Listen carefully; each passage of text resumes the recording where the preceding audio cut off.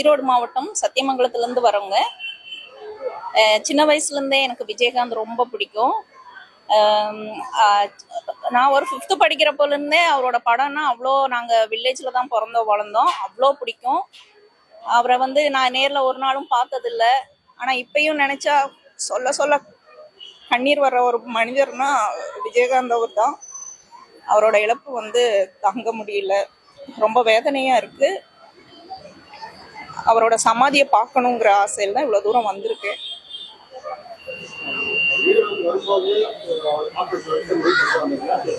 ஆமா, இவர் நான் மெயினா வந்து விஜயகாந்த் சமாதிக்கு போகணும்னு தான் இப்ப வந்ததுல இருந்து நான் எங்கேயும் வெளியில கூட போல. விஜயகாந்த் சமாதிக்கு தான் நேரா வரும்.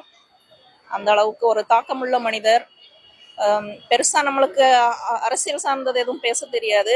ஆனா நான் அவரை வந்து இப்ப வரைக்கும் அவரு ஒரு நல்ல மனிதரா எல்லாரோட மனசுல, இறந்த பின்னாடியும் எல்லாரோட மனசுலயும் நல்ல விதமா வாழ்ந்துட்டு இருக்கிறாரு. இன்னும் வாழ்வாருங்கிறது மிகப்பெரிய சந்தோஷம். ரொம்ப பிடிச்ச ஒரு மனிதர்.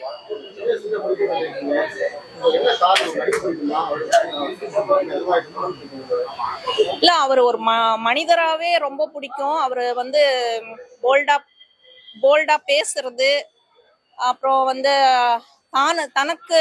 தன்னை போலவே எல்லாரையும் பாவிக்கிற மனப்பான்மை, தனக்கு கிடைக்கிற இலையில் இருக்கிற உணவே கடைசி மக்கள் வரைக்கும் கிடைக்கணும் அப்படிங்கிற உணர்வு. இந்த உணர்வு என் கணவர்கிட்டையும் அந்த அவரோட தாக்கமே இருக்கிறதுனால ரொம்ப பிடிக்கும் அவரை. என்னங்க,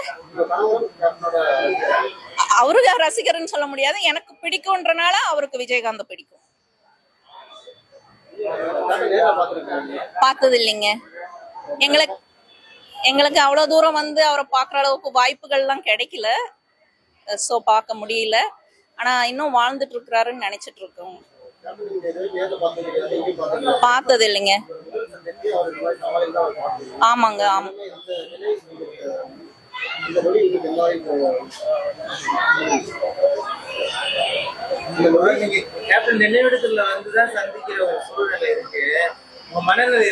என்னோட மனநல உண்மையாலுமே ஒரு நல்ல தலைவரையும் நல்ல மனிதரையும் இழந்துட்டோம் அப்படிங்கிறப்போ கண்ணில் கண்ணீர் வருது.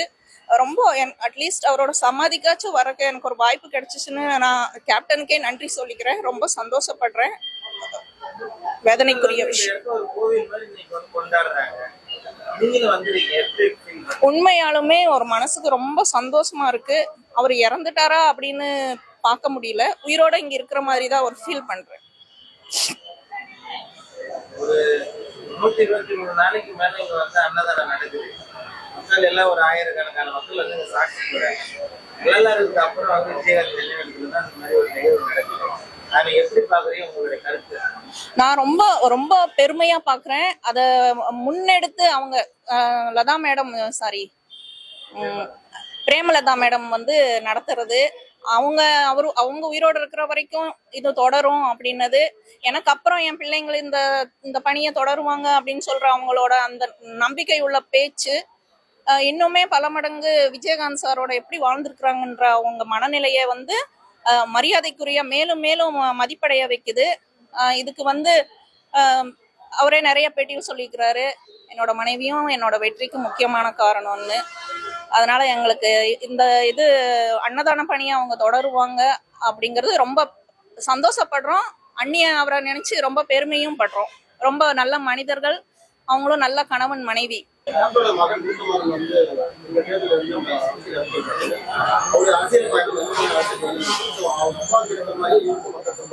கண்டிப்பா கண்டிப்பா அவர் வந்து இவருக்கு ஒரு வாய்ப்பு வந்து நம்ம அரசியல் களத்துல இவருக்கு ஒரு வாய்ப்பு கொடுக்கல.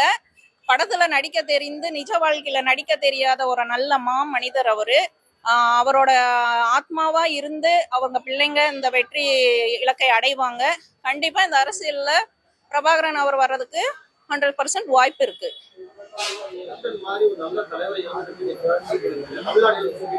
உண்மையாலும் அவர் உயிரோடு இருக்கிறப்போ அந்த ஃபீல் இல்ல.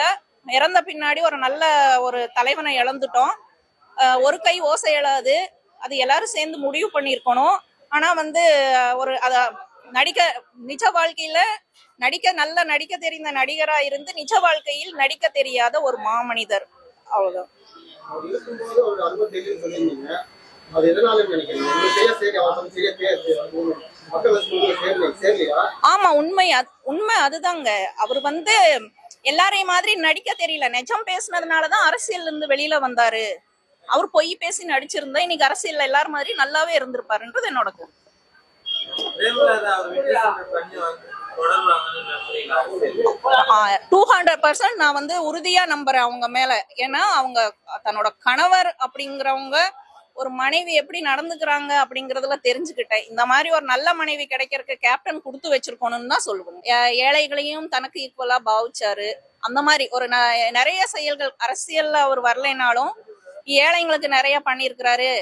அப்புறம் எம்ஜிஆர், கருப்பு எம்ஜிஆர் அப்படின்னு அவருக்கு ஒரு பேர் இருக்கு. அந்த தாக்கமெல்லாம் இருக்கிறனால அவர் வந்து இவ்வளவு ஃபேமஸா இருக்கிறாரு. இன்னுமே வந்து என்ன கேட்டா இன்னுமே இவர் டெவலப் ஆகுறதுக்கு நல்லா பண்றதுக்கு இன்னும் நிறைய மக்கள் கூடுறதுக்கு வாய்ப்பு இருக்கு.